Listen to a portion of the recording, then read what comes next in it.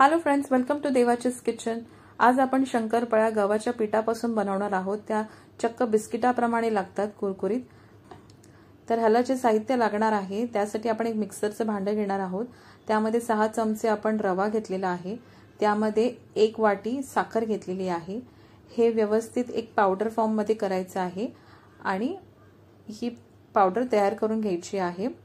त्यानंतर एका परातीमध्ये पेल्याप्रमाणे 4 पेले आपल्याला गव्हाचं पीठ घ्यायचं आहे। या पीठामध्ये आपण जे मिक्सरला आपण बारीक पावडर करून घेतलेली साखर आणि रव्याची ती टाकायची आहे आणि हे पीठ व्यवस्थित मिक्स करून घ्यायचं आहे। इथे व्यवस्थित मिक्स झाल्यानंतर आपल्याला तूप गरम करून घ्यायचं आहे। तर आपण इथे 6 चमचे तूप घेतलेलं आहे। कडकडीत मोहन करून घेतल्यानंतर थोडं थोडं करून आपल्याला या पिठामध्ये ओतायचं आहे। एकसाथ नाही ओतायचंय, थोडं आधी ओतून बघायचंय आणि हे पीठ व्यवस्थित चोळून घ्यायचं आहे। तुपासोबत व्यवस्थित आपल्याला एकजीव करून घ्यायचं आहे। एकदा मिक्स करून झाल्यानंतर ह्याचा एक गोळा तयार होतो आहे का बघायचा। हा नाही तयार होत आहे, ह्याचा अर्थ आपल्याला इथे अजून थोडं तूप लागणार आहे। ते उरलेलं तूप आहे ते पण आपल्याला ह्यामध्ये ओतावं आणि नंतर व्यवस्थित परत ह्याला मिक्स करून घ्यायचं आहे। या पिठाला तुपासोबत व्यवस्थित मिक्स झाल्यानंतर आपण एकदा परत प्रयत्न करू ह्याचा गोळा बनवायला।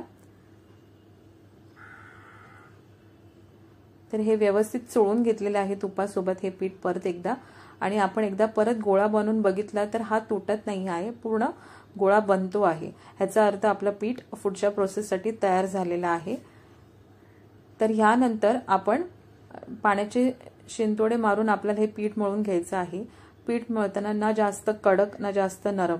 कडक झालं पीठ मळताना तर ते शंकरपाळ्या कडक होतील आणि नरम झालं पीठ तर ते शंकरपाळ्या आतमधून नरम पडतील।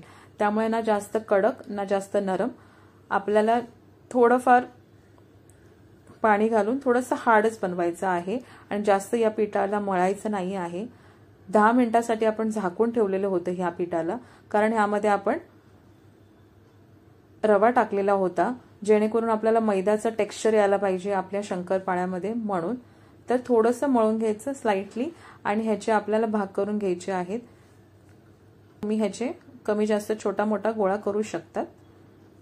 ते इथे एवढ्या पिठाचे 4 पेल्याचे आपले 4 ते 5 गोळे तयार झालेले आहेत।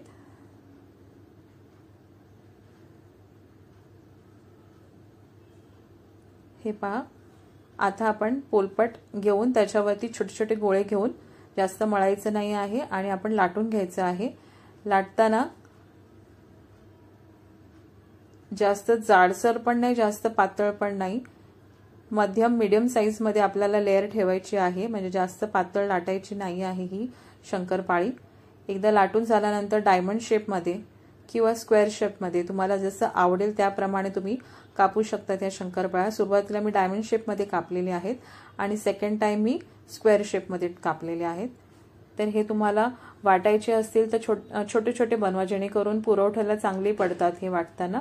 तर मी फक्त तुम्हाला दाखवण्यासाठी म्हणून ही साईज घेतलेली आहे आणि डायमंड शेप मध्ये कापून दाखवलेले आहे। तर हे कापून झाल्यानंतर एका साइडला आपण कढई गरम करत ठेवलेली आहे तेलाची। तर थोडंफार ह्याचं एवढं आपल्याला जाडसर ठेवायचे आहेत आणि हे आम्ही बारीक शंकरपाळ्या स्क्वेअर शेप मध्ये करून घेतलेले आहेत। जसं मी सांगितलं की पुरवठ्याला वाटायला सोप्या पडतात आणि क्वांटिटी जास्त होती या पद्धतीने कापलात तुम्ही तर हे असे कापून घ्यायचे आहेत आपल्याला। आणि त्यानंतर आपण काईलाटा चमचा जो आहे त्याच्या सपोर्टने आपल्याला हे उचलता येतात, किंवा झाराचं तुमच्याकडे जाळी असते त्यामध्ये टाकून पण तुम्ही हे तेलामध्ये सोडू शकतात। ह्याचं कारण हे की एक एक टाकायला गेला तर तेल उडू शकतं तुमच्यावरती, त्यासाठी प्रिकॉशन खबरदारी म्हणून आपण एक एक टाकवायचं। आता एकदा आपण सगळे शंकरपाळ्या टाकल्यानंतर परत परत आपल्याला झारा टाकून बघायचं नाही आहे, चमच्याने ढवळून व्यवस्थित ते सोडून घ्यायचं आहे आणि शिजल्यानंतर आपल्याला असं झाऱ्यावरती सगळ्या शंकरपाळ्या काढून घ्यायचं आहे आणि तेल निथळून घ्यायचं आहे आणि जास्त रंग काळपट करायचा नाही आहे। गरम तर या दिवाळीला मैदा नसून तर गव्हाच्या पिठापासून या शंकरपाळ्या नक्की एकदा करून पहा आणि कशा झाल्या त्या मला कमेंट बॉक्समध्ये नक्की सांगा. थँक्यू.